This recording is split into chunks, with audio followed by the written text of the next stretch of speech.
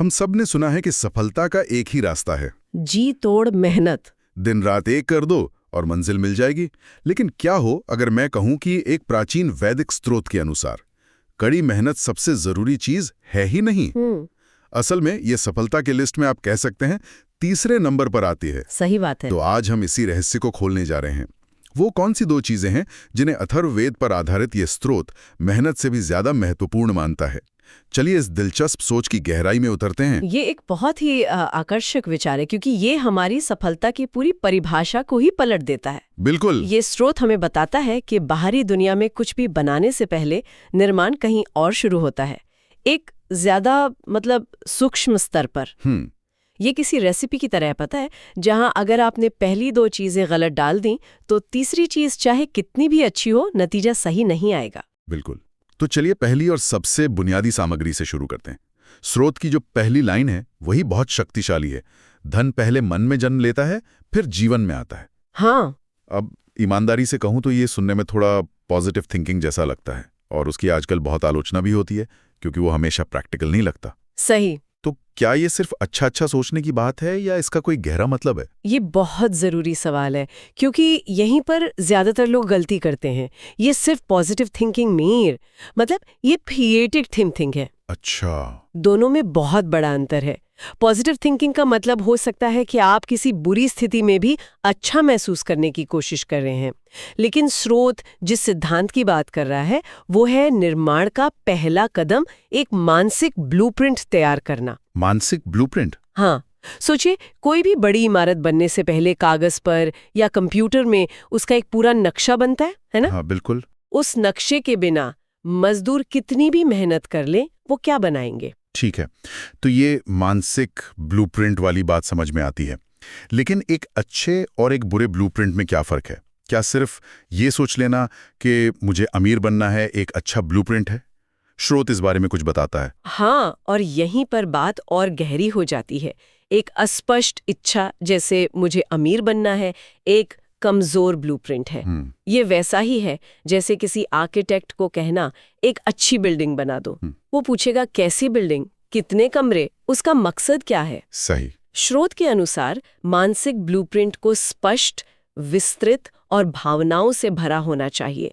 ये सिर्फ एक विचार नहीं बल्कि एक एहसास होना चाहिए। एहसास? हाँ, आपको अपने मन में उस सफलता को इतना असली बना लेना है कि आप उसे महसूस कर सकें। जब वो विचार एक गहरे विश्वास और एहसास में बदल जाता है, तभी वो ब्लूप्रिंट शक्तिशाली बनता है। तो ये सिर्फ सोचने की क्रिया नहीं है, ये एक तरह से भविष्य को वर्तमान में महसूस करने की प्रक्रिया है। बिल्कुल। ये दिलचस्प है क्योंकि ये हमें सीधे स्रोत के दूसरे सिद्धांत की ओर ले जाता है जिसे आकर्षण शक्ति कहा गया है। जी। अब ये शब्द सुनते ही कई लोगों के मन में आप कह सकते हैं एक संदेह पैदा हो सकता है। उन्हें लग सकता है कि ये बिना कुछ किए सब कुछ पाने की बात है, कि बस सोचो और ब्रह्मांड तुम्हारी मदद करेगा। क्या स्रोत इस गलतफहमी को दूर करता है? बिल्कुल। और ये समझना बहुत जरूरी है कि यहाँ आकर्षण का मतलब कोई जादुई शक्ति नहीं है जो चीजों को आपकी ओर खींच कर लाएगी। अच्छा। स्रोत का जो नजरिया है वो ज्यादा मनोवैज्ञानिक और प्रैक्टिकल है। आकर्षण शक्ति का असली मतलब है ध्यान की शक्ति या केंद्रित इरादे की शक्ति। जब आपका लक्ष्य बिल्कुल साफ होता है, लेजर की तरफ फोकस्ड, तो ये दो काम करता है। वो क्या है? पहला, यह आपके दिमाग के फिल्टर को बदल देता है। दिमाग के फिल्टर को? रंग की। तो अचानक आपको सड़कों पर हर जगह लाल रंग की कारें दिखने लगती हैं। हाँ, ये तो होता है। कारें तो पहले भी थी, पर आपका दिमाग उन्हें नजरअंदाज कर रहा था।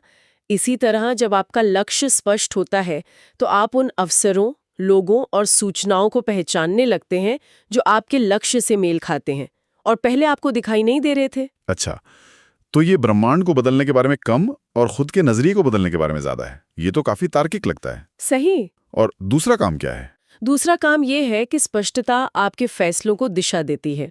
जब आपको पता होता है कि आपको कहाँ जाना है, तो आप उन रास्तों पर नहीं भटकते जो आपको कहीं और ले जाते हैं। आप ना कहना सीखते हैं। आपका हर छोटा बड़ा फैसला उस एक बड़े लक्ष्य के साथ जुड़ जाता है।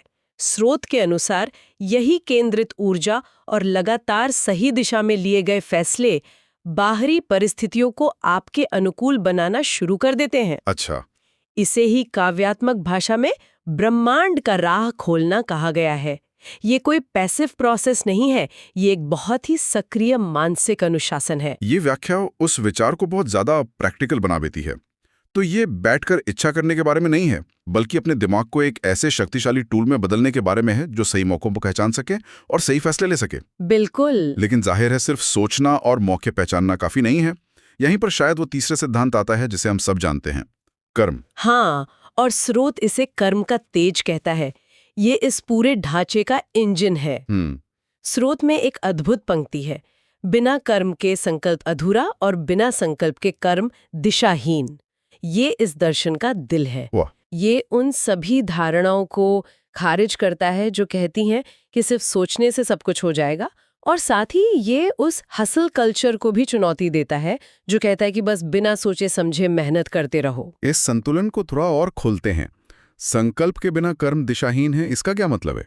आज की दुनिया में तो हर कोई मेहनत कर रहा है, फिर भी सब सफल क्यों नहीं होते? सोचिए एक ऐसे जहाज के बारे में जिसका इंजन पूरी ताकत से चल रहा है, लेकिन उसका कोई कप्तान नहीं है या उसे पता नहीं है कि जाना कहाँ है। ठीक है। वो जहाज क्या करेगा?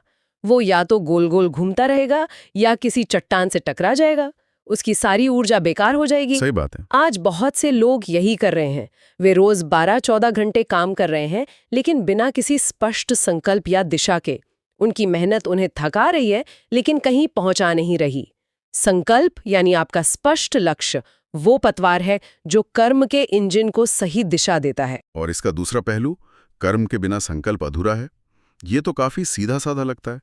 दुनिया के सबसे अच्छे विचार भी बिना एक्शन के बेकार हैं। बिल्कुल।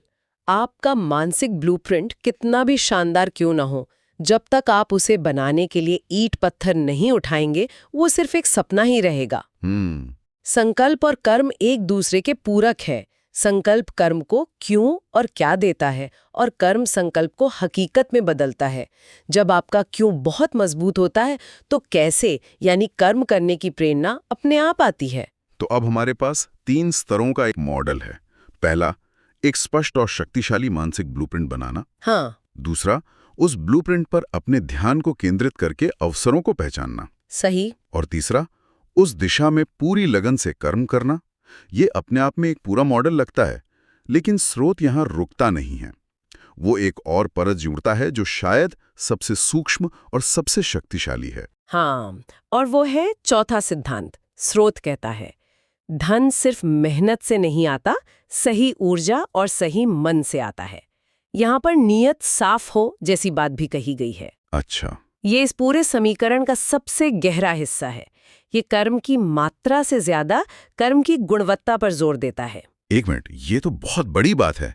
तो क्या आप ये कह रही हैं कि स्रोत के अनुसार 2 लोग एक ही काम कर सकते हैं, समान घंटे काम कर सकते हैं, समान मेहनत कर सकते हैं, लेकिन सिर्फ अपनी नीयत या आंतरिक ऊर्जा की वजह से उनके परिणाम पूरी तरह से अलग हो सकते हैं? हाँ, ये तो काम करने के पूरे तरीके को ही बदल देता है। यही इसका क्रांतिकारी विचार है। सोचिए, एक कारीगर है जो लकड़ी का एक टुकड़ा सिर्फ इसलिए तराश रहा है क्योंकि उसे पैसे मिलेंगे। ठीक। वो काम कर रहा है, लेकिन शायद चिढ़कर या मजबूरी में। दूसरा कारीगर है जो उसी लकड़ी के टुकड़े को पूरे प्रेम, आनंद और सृजन के भाव से तराश रहा है, क्रिया देता है। तो ये सही ऊर्जा क्या है? क्या ये सकारात्मकता है, ईमानदारी है? ये इन सब का मिश्रण है। सही ऊर्जा का मतलब है प्रचुरता की भावना से काम करना, न कि कमी की भावना से। अच्छा। डर, ईर्ष्या या किसी को हराने की भावना से किया गया काम नकारात्मक ऊर्जा पैदा करता है। वहीं आनंद, सेवा, सृजन और कृतज्ञता के भाव से किया गया काम सकारात्मक ऊर्जा पैदा करता है। जब स्रोत कहता है लक्ष्मी खुद चलकर आती है, तो ये एक काव्यात्मक ढंग है ये बताने का कि जब आपकी ऊर्जा सही होती है तो अवसर और संसाधन आपकी ओर स्वाभाविक रूप से आकर्षित होते हैं। ये दिलचस्प है। मैंने कई उद्यमियों के साथ काम किया है जो डर और कमी की भावना से काम करते हैं। वे हमेशा संघर्ष करते दिखते हैं। और जो निर्माण के आनंद और उत्साह से काम करते हैं, अवसर उनके पास खुद आते दिखते हैं। स्रोत इसी सच्चाई की ओर इशारा कर रहा है। तो कुल मिलाकर ये स्रोत हमें सफलता पाने का एक 4 स्तरीय वैदिक फॉर्मूला दे रहा है। संकल्प, एक स्पष्ट मानसिक ब्लूप्रिंट जिसे आकर्षण शक्ति केंद्रित ध्यान से साधा जाए, जिसे कर्म उद्देश्यपूर्ण एक्शन से जमीन पर उतारा जाए, और इस पूरी प्रक्रिया को सकारात्मक ऊर्जा, शुद्ध इरादा से सींचा जाए। ये सिर्फ क्या करना है नहीं बताता, बल्कि कैसे और किस भाव से करना है ये भी बताता है। आपने इसे बिल्कुल सही तरीके से सारांशित किया है। ये एक समग्र दृष्टिकोण है। ये ना तो सिर्फ आध्यात्मिक है और ना ही सिर्फ भौतिकवादी। ये दोनों का संगम है। सही। और सबसे महत्वपूर्ण बात, ये फ्रेमवर्क सफलता की पूरी जिम्मेदारी व्यक्ति पर डालता है। ये नहीं कहता कि आपकी किस्मत खराब है या परिस्थितियां बुरी हैं। ये कहता है कि बाहरी सफलता की चाबी कहीं बाहर नहीं, बल्कि आपके अपनी आंतरिक स्थिति, आपके विचारों, आपकी स्पष्टता, आपके कर्मों और आपके इरादों की गुणवत्ता में छिपी है। तो आज की चर्चा का सार ये है कि मेहनत निस्संदेह महत्वपूर्ण है, लेकिन ये कहानी का सिर्फ एक हिस्सा है, शायद तीसरा अध्याय। हाँ, पहले 2 अध्याय हमारे अंदर लिखे जाते हैं, हमारे विचारों की स्पष्टता और हमारे इरादों की शुद्धता में। ये स्रोत हमें एक ऐसा रास्ता दिखाता है जहां बाहरी और आंतरिक दुनिया एक साथ मिलकर काम करती हैं। बिल्कुल। ये हमें बताता है कि हम जो कुछ भी हासिल करना चाहते हैं, हम उस प्रक्रिया के सह निर्माता हैं, सिर्फ मजदूर नहीं। हमारे विचार, भावनाएं और कर्म सभी उस निर्माण में भूमिका निभाते हैं। यह स्रोत धन को आकर्षित करने पर केंद्रित था, लेकिन एक सवाल मन में आता है, अगर संकल्प प्लस कर्म प्लस सकारात्मक ऊर्जा का ये सिद्धांत किसी भी लक्ष्य को पाने का एक बुनियादी नियम है, तो इसे जीवन के दूसरे क्षेत्रों में जैसे स्वास्थ्य, रिश्ते या कुछ नया सीखने में लागू करने से हमारे दृष्टिकोण और परिणामों में क्या बदलाव आ सकता है?